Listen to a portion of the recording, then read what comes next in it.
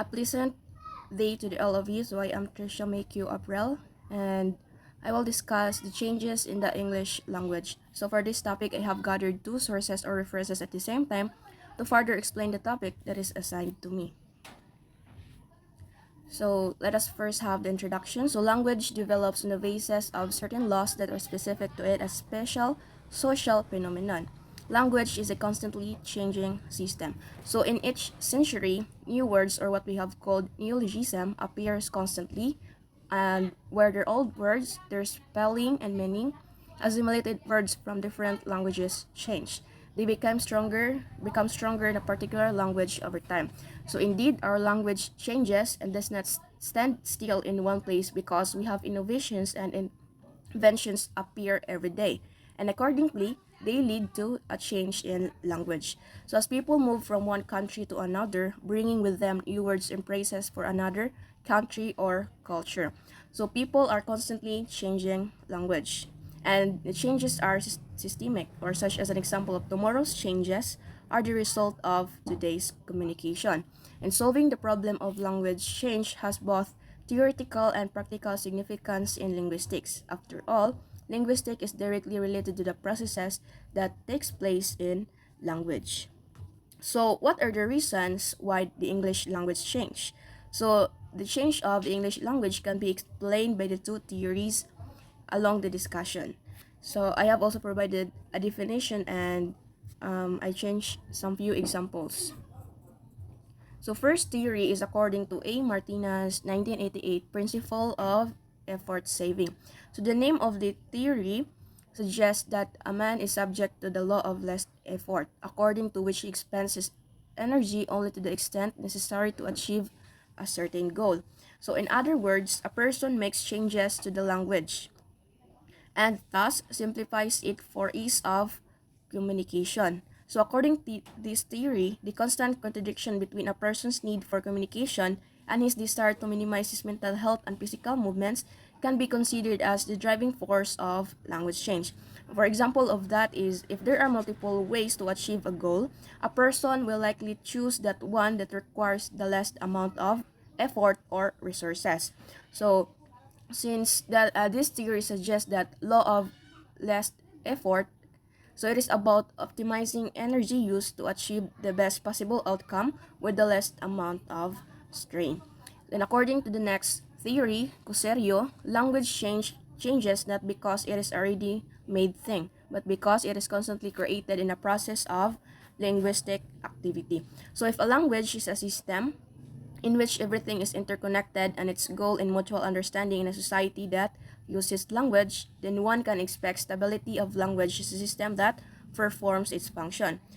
And if it is the case, it would believe that this would be there are no influence of external and internal factors. So they make the language unstable. So with the influence of external and internal factors, the language we have spoken is unstable. Thus, language is not dependent in itself, but it needs a human intervention because it is not a ready-made thing and it is constantly created. Now, there is a process of linguistic activity. So our language changes every time we communicate. So next is, so on the other hand, internal factors also contribute to language change, which is the development of polysemia, homonymy, synonymy and etc. On the other hand, internal factors actually lead to adaptation of changing conditions of language activity. So they limit increasingly the complex process in accordance with a person's physiopsychological capabilities. So first, we have the intralinguistic changes includes changes that occurs at the phonetic level. So if there is change in intralinguistic, as a result, new sounds appear. The reduction of stressed vowels in English has led to the simplification of morphological structure of words. So example of that is the chua sound, or the spelled as SCHWA sound as ah. Ah. The word operate, or an example of the word is operate. So where the second syllable vowel is reduced to chua. The disappearance of most grammatical endings and grammatical contradictions between nouns, verbs, adjectives, and suffixes in English. So there is a grammatical contradictions happened if a word or phrase violates established grammatical rules. This in turn serves as the basis for the formation of new word form tools, syntactic constructions without affixes in English.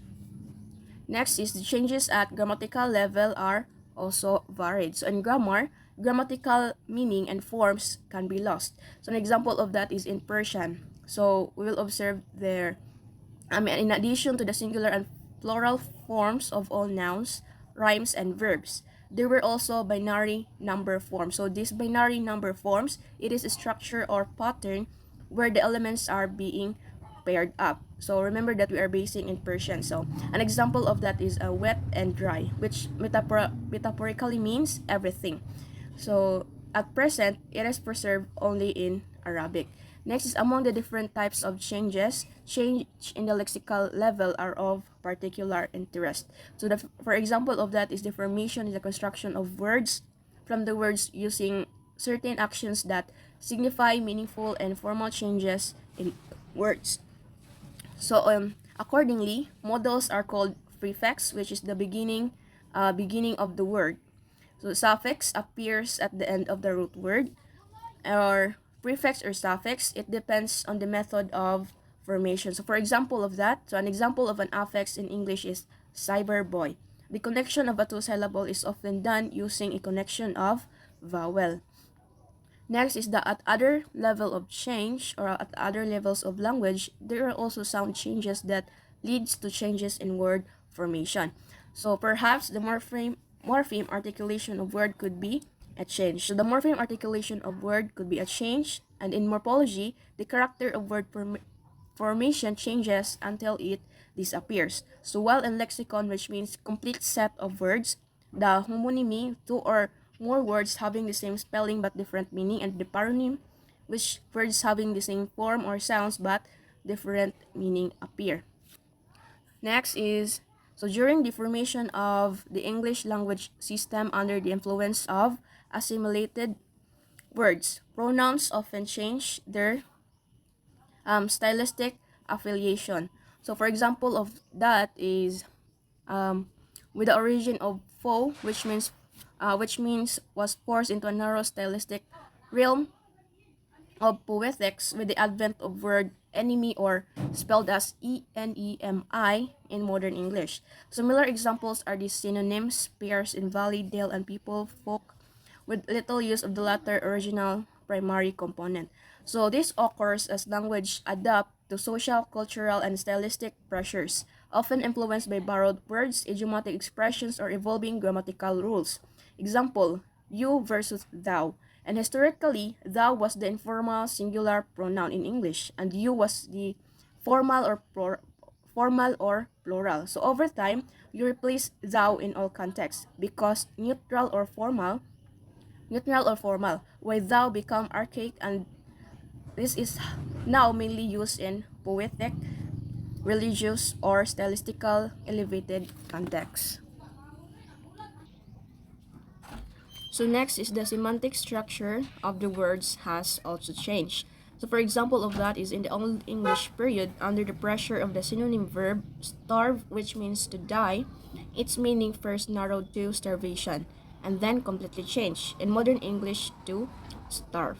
So let us focus as how this semantic structure word has changed. So because under the pressure of the synonym verb.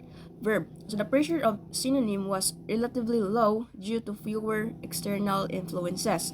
However, interactions with Old Norse introduced completing synonyms that began altering meanings. So for example is that craft in Old English versus skill in Old Norse. So craft shifted to mean artistic ability or cunning, while skill came to mean ability in a specific domain.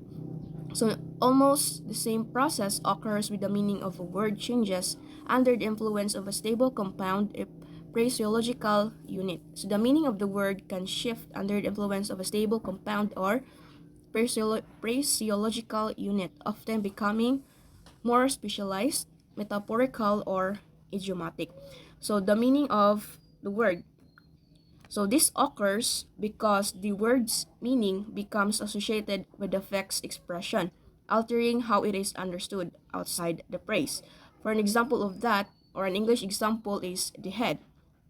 The original meaning of the head, it is the physical part of the body on top of the neck, while um, it it has a new meaning influenced by stable compounds. So, which means there is also head of the table, which means refers to a position of authority, not a physical head. Next is the head of state, indicates a leader, such as president or monarch.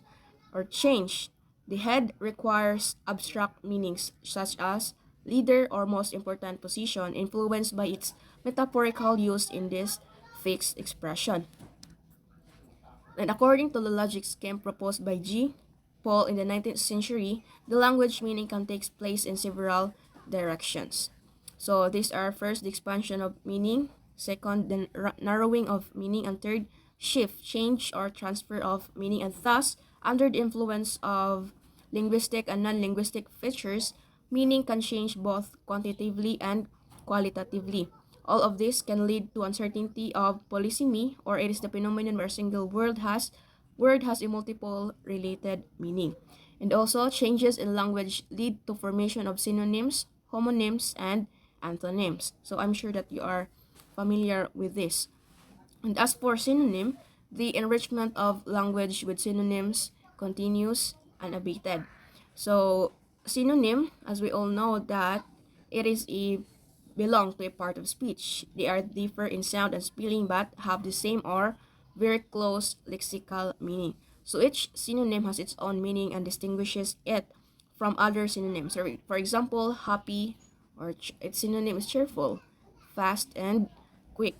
So there are also antonyms in the language, where antonyms are words that are parts of speech, differ in sound and spelling, and have opposite lexical meanings.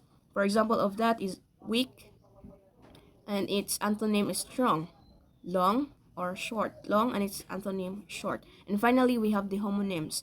Homonyms are differ in meaning, but are the same spelling of language units, or in words, morphemes, or etc. For example of that, or an example from English, or but is an example of animal, a flying mammal; and BAT, or a sports equipment, a club used in a baseball or cricket. So at the same time, they have the same spelling or language unit, but they have an opposite meaning. And then next, so phenomenon, we have phenomena such as synonymy, polysemy, antonymy, and homonymy in language have emerged in connection with the human language activity, because language only works because of human intervention. So consequently, different levels of internal changes occurs under the influence of people belonging to the same culture in the language. So as for internal changes, these changes occurs in the case of language, in the nature of in use, in people's attitude to language. So for example of that is the social function of language may expand or contract over time. So external changes are related to the history of nations, migrations, invasions, relations with neighboring nations. So consequently, language does not change because, just like what I've said earlier, it is not a ready-made thing, but because it is a constantly created in process of linguistic activity. So in other words, language changes because it is spoken, because language exists only as a technique of conveying information and communicating. Speech is understood as a free and purposeful creative activity. Speech is always new, repetitive goal to express something. And then the history of the development of English is usually divided into three main periods, which are the Old English, Middle English, and the New English. So during the Old English period, the Old English language has changed a little, and a vocabulary expanded without deviating from the direction of development of the Germanic language. So during this period, English was enriched with the following words: Cromlech, or spelled as Cromlech, to Cromlex, or a druid building; Coronach, or a funeral march of the ancient Scots; words in the military field, javelin or spear; and the name of the animal hog or pig. So many words are borrowed from Latin. For example, strat from Latin via strata, or road and street. Wheel from the Latin word vallum or wall, and so on. Well, in the New English, in modern English, phonetics, diphthongs differ in length and brevity. So the same was true of Old English. As for dictionary, words like bin, garden, dunghill have entered in the English language. English language had an advanced system of prefixes which gave new meanings to verbs, adjectives, and other parts of speech. So the common prefixes are derived for be, a, g, miss, and an. The lexical structure of Old English was largely the same. Most of them were Indo-European, general Germany, and many special English words common Indo-European words reflected the basic concept of events. For example of that is a family member, father, or spelled as A-F-A-D-E-R, which is now spelled in modern English F-A-T-H-E-R, or mother. Um, in Old English, it is M-O-D-O-R, and in modern English, it is spelled as mother, M-O-T-H-E-R. So the next period is of English development covers from period 1066 to 1485. So it is also called as the Middle English period. So during the Middle English period, many words related to public administrator appear. So reign or to rule, government, crown, state, and etc. Words related to military affairs, the army, peace, battle, and soldiers. So the most productive suffixes in this period were the the suffix which forms a new word from the original words as well as from the borrowed words. So an example of the borrowed words are the traveler, hunter, and so on. The suffix of the verb maker, meeting, fighting, fishing. So the Norman conquest had a great influence on the English dictionary. Words that appear in language, such as mount, pride, castle, tower, and etc. English has learned not only words from French, but also some affixes, suffixes, or meant, which means agreement, or age, marriage, able, or eatable. And prefixes, example of that is renew, and for entrust, this for distrust, and others. So the New English period is a period of development of English language to which modern English belongs. So beginning in the late 15th century. So the grammatical gender category was completely lost. However, in English continues to evolve, the influence of other languages gradually diminishes. So there were changes in the English dictionary, such as the acquisition of words such as expectant to expectance, dependent to dependence. Assimilated words are derived from the different language. For example, is from Spanish armada, flotilla, parade, and others. So many artificial and compound words later emerged from the roots of words in the Latin and Greek dictionaries. For example of that is the word phone or sound was included in the words such as phonology, microphone, and telephone.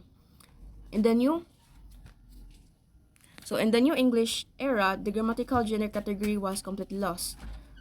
However, as the English continues to evolve, the influence of other languages gradually diminishes. Some terms are not used at all, such as adminiculation, which means aid, or cohibit, which means to restrain, expede, which means to accomplish, and others. And thus, during these three periods, there were radical changes in the structure of English language. So when talking about external changes in language, it is impossible not to dwell on neologisms or in new words.